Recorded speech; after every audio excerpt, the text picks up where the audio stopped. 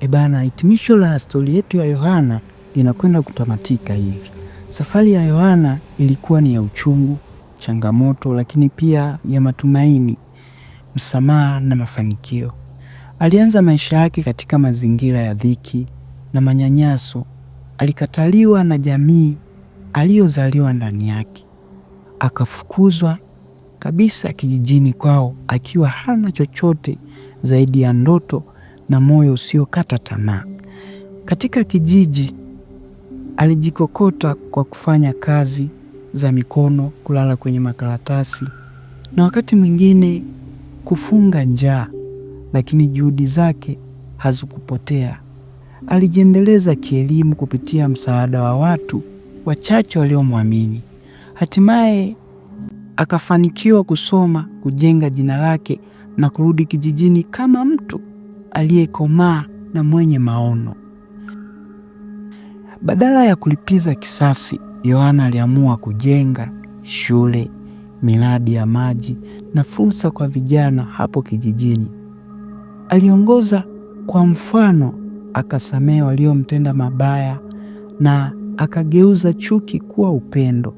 Japokuwa alipitia tena majaribu ya kushutumiwa kwa uongo, alisimama imara na ukweli ukamtetea. Leo hii kijiji chake kimebadilika kabisa. Watoto wanasoma bila hofu, vijana wana ndoto kubwa na wazazi wao wanatumaini na matumaini. Yohana hakuwa tu kiongozi, bali alikuwa ni taa ya matumaini kwa wale waliokata tamaa.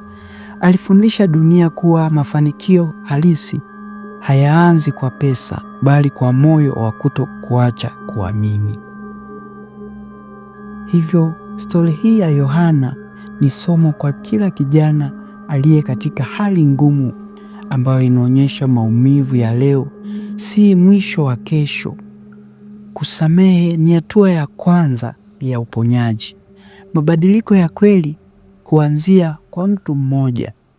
Yohana alifukuzwa kama mtu asiye na thamani, lakini alirudi kama taa ya matumaini.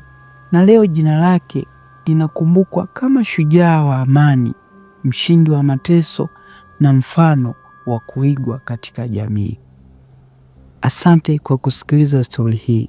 Hivyo usisahau kusubscribe, kushare, kucomment. Asante.